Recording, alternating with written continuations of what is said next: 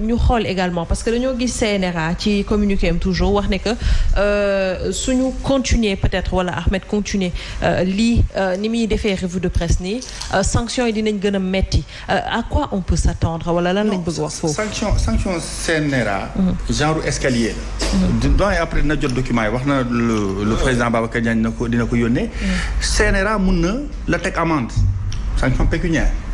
CNRA mun na couper ce signal comme ni CNRA mun na sax retirer sa licence. CNRA mun na retirer sa licence. après bu doyen jotee document yi bu ko partager vous allez voir ça. mais li am. attention ci loolu nga CNRA mën na retirer sa licence. loolu ban article moo wax. non nekk ma fi ci ay article yor ma benn document. yor ma non c'est-à-dire aussi li ñu bàyyi ko mu wax. li ma la wax nii doyen dina ko jot dina leen ko indil seen prochaine émission peut-être ngeen confirmer ko mais li am solo mooy état de droit wax nañ ko fi mais grand Babacar Diagne bii ngeen di wax. CNRA mënuñ ko jox n'importe qui CNRA ku am parcours lañ koy jox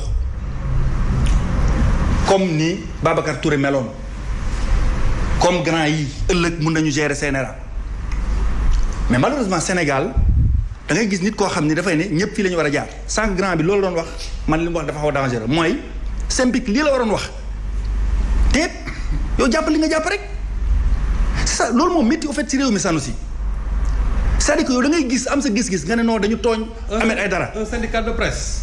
léegi yow nga jàpp man de forcément dama war a jàpp ni dañu tooñ Ahmed Aïdara pourquoi pour lan yow ngay toog ci antenne bi naan SYNPICS lii la waroon wax. mais pour man dama jàpp ne c'est un syndicat de journalistes un syndicat de journalistes nag aussi un syndicat de journalistes du toog je suis avec intérêt. réew mi je suis avec intérêt loolu c'est pas le rôle d'un syndicat nañ dem jàngi syndicalisme ça c'est pas du syndicalisme. ou bien ñu change tur. voilà débat tam boo ci toogee bu kenn ki doon da nga koy bàyyi mu wax. ah non yaa ma interpellé. yaa ko doon interrompre. waaw grand bi non xam nga loolu dafay métti. c'est-à-dire que yow SYNPICS bind na communiqué am. oui. dañu analyse situation bi. tëbuñu tëb rek Bamba Kassé bind. tëbul tëb rek bind ko. dafa concerté ak yi nitam. ñu xalaat ne seen point de vue lii la bàyyi leen ak loolu. yow nga tee li nga tee. mais li am solo dans cette affaire mooy. ñëpp d'accord nañu Ahmed Aïdara li muy def du revue de presse. ñëpp d'accord nañu daf ci teg plus daf ci def jimbo ak sobleek lépp te àndu ci. donc daanaka bu ñu ko avertir benn yoon avertiraat ko CNRA moo am possibilité moom mooy gendarme biy def loolu. leneen li ci grand Babacar Diagne ngeen baal ma tuuti dafa am parcours wax naa ko fi sànq. parcours servir toujours des régimes. parcours homme d'État. oui homme au service d'un régime. parcours nitu république. Babacar Diagne mosoo ko dégg man de mosoo gis mu taxaw ci meeting politique man def naa ko. man damay politique. man dama li ma la dafa leer nañ. dama leen man mosuma gis. sous le règne de Diouf. waaw defal naa non dama lay comme que amoo information. ba amoo information aussi. defal naa xam naa fi nga. sous le règne de Diouf. xam naa fi nga jëm mais dama la bëgg wax ne. moom ambassadeur lañ ko defoon sax xaw ma. kii bi doog a ñëw. kon continue si. président Macky Sall dafa egsi au pouvoir. bàyyi na ko RTS lu ëpp semestre. mu géré. mu pare jël def ko ambassadeur yóbbu ko Gambie Banjul. mu pare mu yóbbu ko Washington. fa la ko jëlee indi jox ko CNRA. dama jàpp ni bu gisoon ci moom ab doyadi bu ndaw loolu yëpp du fi am. maintenant bu ñu amee suñu réew ay icônes yu mel noonu. dañ leen fonk respecté leen ñun école la si ñun. parce que Babacar Diagne pratiqué nañ ko nekk nañu ay jeunes journalistes à la RTS gis xam-xamam. mais si dogguma la de. c'est un directeur général buy wàcc dafa xaaral benn motion rek. dama koy wax man fi may waxee. préciser rek parce que attention. parce que yow da nga ne. bi Macky Sall bi mu taxawee ne Macky Sall dafay taxaw di mettre en garde. Babacar Diagne da nga ne waxi politique la. waaw léegi li tax mu jël Babacar Diagne du ko yóbbu ay ambassadeur lu tax jàppoon ni. xam-xamam la déedéet. du benn parce que ambassadeur non du benn. dama ne la Babacar Diagne ba muy nekk directeur général ñun la ñuy nekk RTS nekk ay jeunes reporters. muy wàcc di togg ak ñun cabine de montage. di ñu tegal charte liggéey bi ñu koy xam yaa ngi dégg.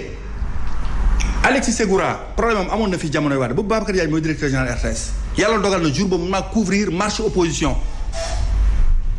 amul benn pression bu ci am amul Abdoulaye Wade bu woote amul ministre de l'Intérieur bu woote RTS moo jël ay microm dem couvrir Barthélémy Dias jour boobu wax na ci télé bi jamono jooju opposition bu métti woon la ci Abdoulaye Wade Abdoulaye Bathily waxoon na ci télé bi ak ñeneen ak ñeneen. loolu sax dama dama la bëgg wax ne yow du ngeen xam nit du ngeen Babacar Diagne laa la wax jamono jooju moo géré RTS. oui. donc il faut connaître l'homme maintenant nag le reste ay prérogatives am ci la ne. Synpics si seen liggéey la ñu ne bàyyi la ñu liggéey. non Synpics moom alors oui donc d'abord dama bëgg a leeral benn affaire bu ndaw. parce que le plus jeune d'entre nous là moo ko fi wax.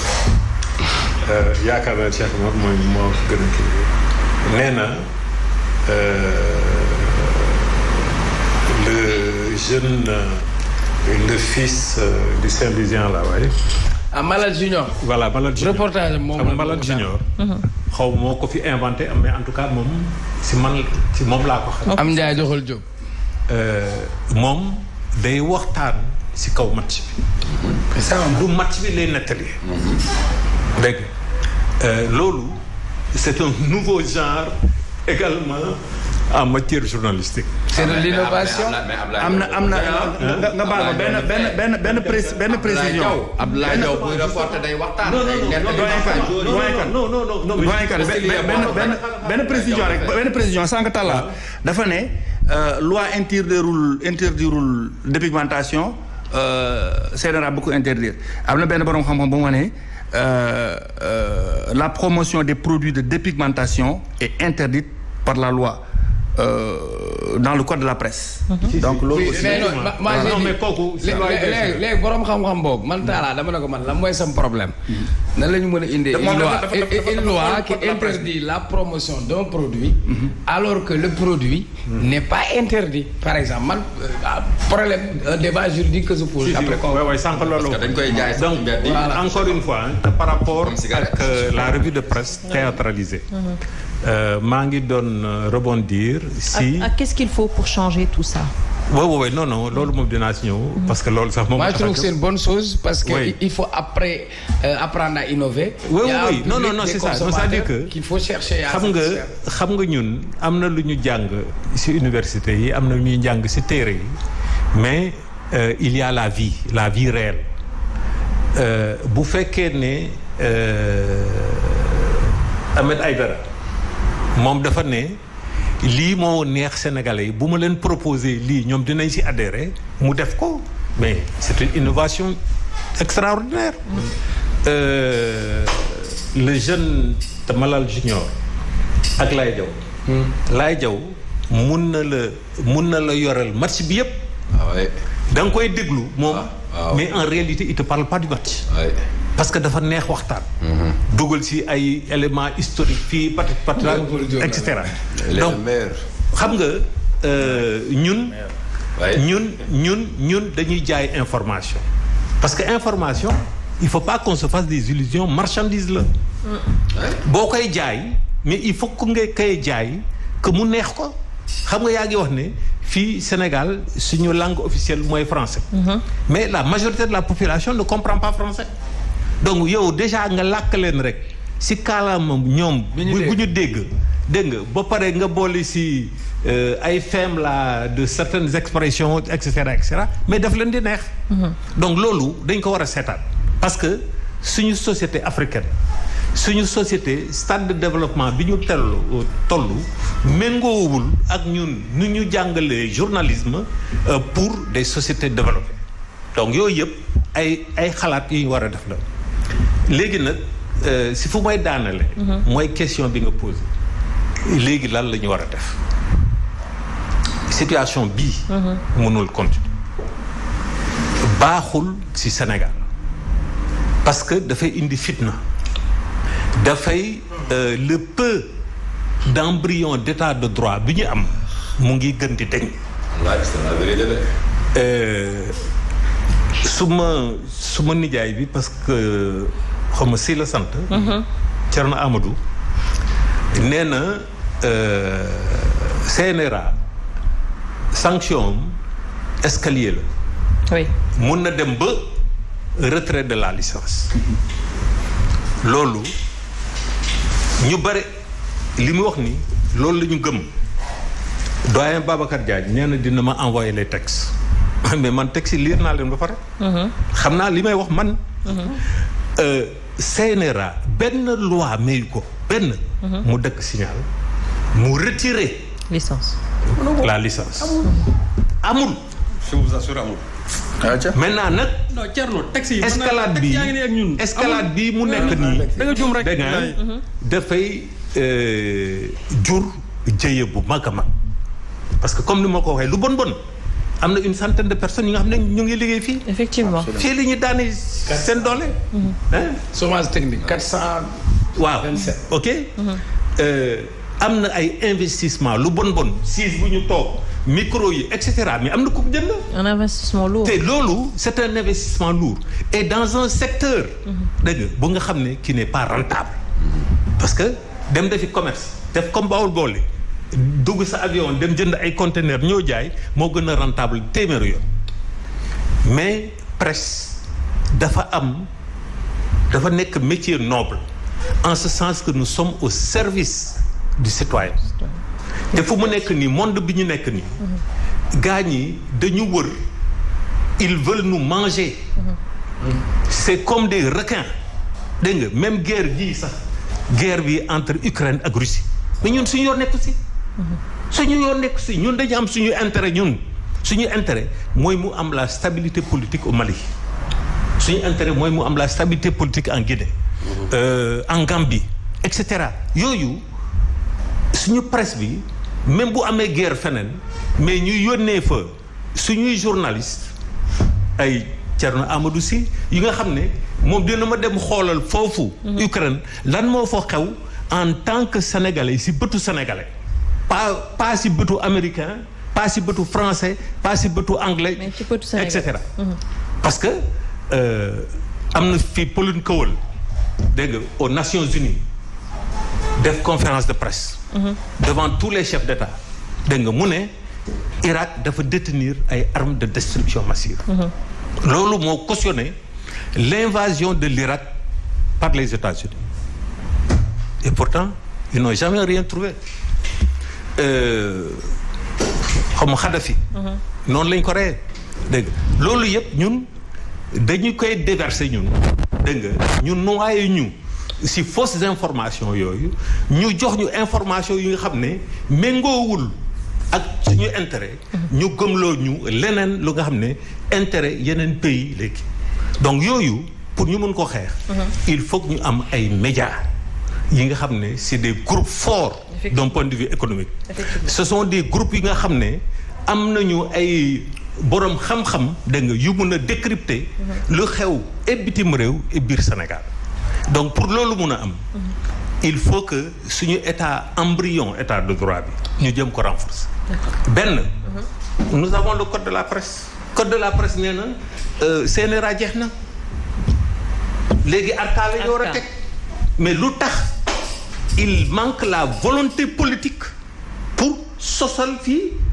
ARCA pourquoi depuis longtemps on s'est battu pour la création d'un fonds d'appui et de développement de la presse ñu yéex ko ba léegi c'est une coquille vide et cetera la loi sur la publicité qui date de 1982 mais sans loi sur la publicité mais te média mënul am et pourtant nous faisons une mission nous le privé comme le public nous faisons la même mission de service public waaw dafa ne non parce que RTS moom moo war a dem seeti su ministre bi di déplacer fii patat et cetera mais ministre bi bu fekkee lu ñàkk fayda lay def mais man ma am suma média man du ma yónnee équipe de reporter c'est aussi simple que ça mais li nga xam ne soxal na Sénégalais yi man mon analyse en tant que journaliste en tant que directeur de publication ou bien directeur de l'information dinaa ne lii intéressant na pour Sénégalais lii intéressant wul pour Sénégalais effectivement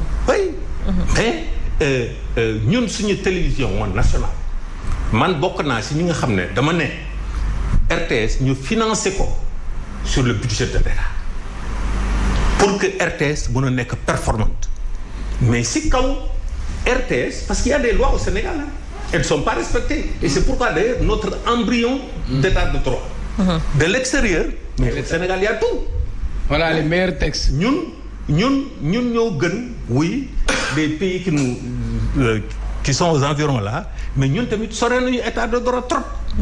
waaw c'est-à-dire Sénégal du ñu la fekk sa kër daal di lay assassiner dégg nga comme nu mu xewee dans les autres pays mais sore nañ fa donc dama ne. oui escalade bii ñu nekk nii fitna bii ñu nekk nii baaxul ci Sénégal baaxul ci Macky Sall baaxul ci APR.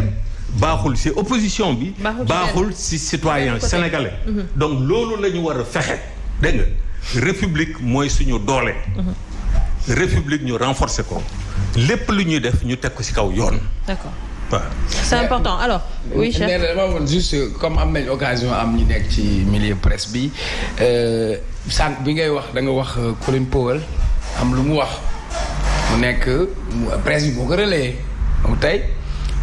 kon on peut dire que presse bi aussi am na beneen responsabilité ci rôle bu mu war a jouer dans les masses mais aussi parfois presse bi nekk outil de manipulation des masses. Absolument. Ça c'est un beneen jàngat bi yaa ngi koy cité tout à l'heure Youssou Ndour lancé na son mouvement am na média Bougane yor na média président Macky Sall wala ki fi nekk am na média bi est-ce que tam duñ dem ba mu nekk une guerre des médias ça veut dire est-ce que tey média bi du nekk un instrument pour utiliser pour accéder au pouvoir wala est-ce que média bi aussi du nekk pour faire face à un régime loolu aussi bëggoon naa ñu. d'accord d'abord benn. mag wolof Njaay moo ko wax. mag du fecc ci yàlla naa dee. information bu nekk. dafa am ay intérêt yu ko lal le monde idéal ça n'existe pas. pays yu développé et même yenn pays yi nga xam ne sax am nañu yenn budget il existe. Il existe.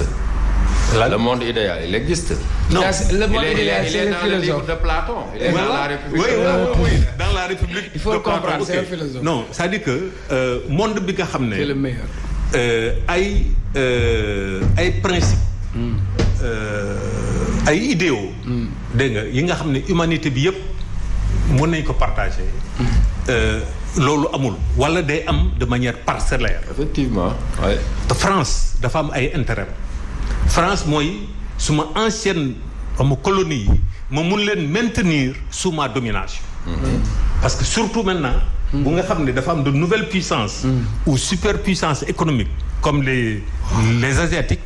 donc léegi man suma zone d'influence da nga naa fa continuer di am doole bu ma am donc pour que loolu mun a am il faut que sénégalais yi gëm ne France mooy suñu yaakaar France moo ñu nar a génne sous-développement bi ñu nekk dégg nga loolaa tax nga am RFI loolaa tax nga am France 24 loolaa tax nga am TV5 dégg nga te médias yu bari yooyu sax dañuy liggéey dégg nga avec les services secrets avec les agences internationales de ces pays-là. C'est très clair.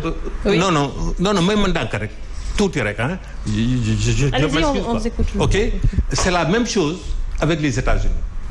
dégg nga dañuy développer seen système d'information au niveau mondial. Même Maroc bu ndaw bi rek Maroc bu ndaw bi dégg nga bi nga xam ne barke Dembo Ndiaye la fi ñëw.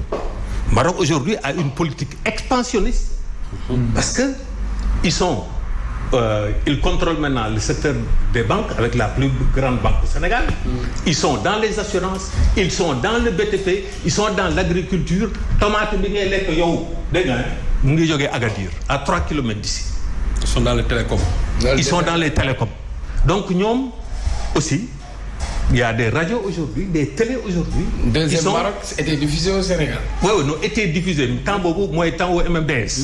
Mais léegi ils ont 3 ou 4 radios et télé qui sont implantés ici à Dakar. Ok, loolu c'est dans le cadre de leur politique donc d'expansion. Information, elle n'est pas neutre. Dégg nga tant que ñu ngi continuer. di xool addina bi avec les yeux des autres. dégg nga avec les tànk des autres dinañ yàgg nekk ay ngaaka te ngaaka moom li ko dal si moom. ñaareel bi question bi nga posé. yëfu ngaaka rek lay def. ah taay moom yëfu ngaaka. alors rapidement oui non ñaareelu question bi nga posé. tey boo xoolee Sénégal moi je suis un imprimeur en même temps. Il y a 29 quotidiens au Sénégal. 29 quotidiens. Am na yenn yi nga xam ne sax yoo xamuloo. Ok. 29 quotidiens. C'est ce micro. Il y a 29 quotidiens au Sénégal. Dëkk comme France, 66 millions d'habitants. Ñun 17 millions, xaw ma 16 millions 700 000. Ok. On a 28 quotidiens, la France en a 6 quotidiens nationaux. Xam nga loolu, aujourd'hui la presse, comme c'est un enjeu de pouvoir, donc tous les lobbies investissent. Il y a le lobby politique, le lobby religieux, l'économique, le lobby économique. ñoom ñoo bari actuellement dans la presse. te leer na rek la ñu bëgg a de. Ahmed Aïdara daal di leen di citer dans sa revue de presse. D'accord, ils sont prêts à payer tout l'argent du monde, etc., etc.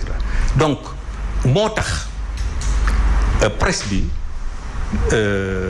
contrairement à ce que dit si man si ñu tabax le code de la presse laa bokk. am na benn aspect bu nga xam ne c'est fondamental. Oui. mooy ñu assainir la presse ñu professionnaliser ko, ok, mais aussi ñu assainir ko. dégg nga parce que Samba Boy bu jóg. non kon kii la woon sëñ Saliou. non professionnaliser. waaw mais dañuy non seulement assainir mais également professionnaliser. dégg nga et professionnaliser, moi-même je vais plus loin. Aujourd'hui journaliste bu nga xam ne bac plus 3 la dégg nga kooku c'est un technicien de l'information, il peut pas être un journaliste. waaw dans le monde aujourd'hui da ngay am sa background et le plus souvent d'ailleurs ñuy def politique ñuy def économie sont des doctorats. soo ko def le journalisme. ok donc aujourd'hui le problème de la presse dafa jaxasoo. lu tax mu jaxasoo parce que dafa bari situation de non-droit et les entreprises de presse aujourd'hui yu si bari elles ne sont entreprises que de nom. ñu si bari elles sont en situation de faillite parce que elles n'ont pas de fonds propres. ñu si bari avec la complicité des impôts, avec la complicité, je ne sais pas, de l'État. Nous sommes barrés d'une feuille. Ok, et pourtant, nous avons fait pignon sur rue parmi les plus grandes entreprises. Et ce qui est extrêmement grave d'ailleurs. Donc, Lolo, oui. il faut justement que la transparence dans les médias, que médias, que nous journalistes, nous ne soyons pas des crève-la-faim. Ok? Que nous puissions vivre de notre travail de manière honnête, pour nous puissions dire. Parce que Magbousourou, très bien, c'est important, c'est un message fort en tout cas. Peut-être si sukkandiko dinañ mën changer lu bari par rapport à la presse. Alors très rapidement ñu def benn tour de table par rapport Sëñ Saliou yow par rapport à ces sanctions pour yow ba fan la ñu mën a dem ci sanctions yi wala jusqu'où CNRA est prêt à aller pour sanctionner.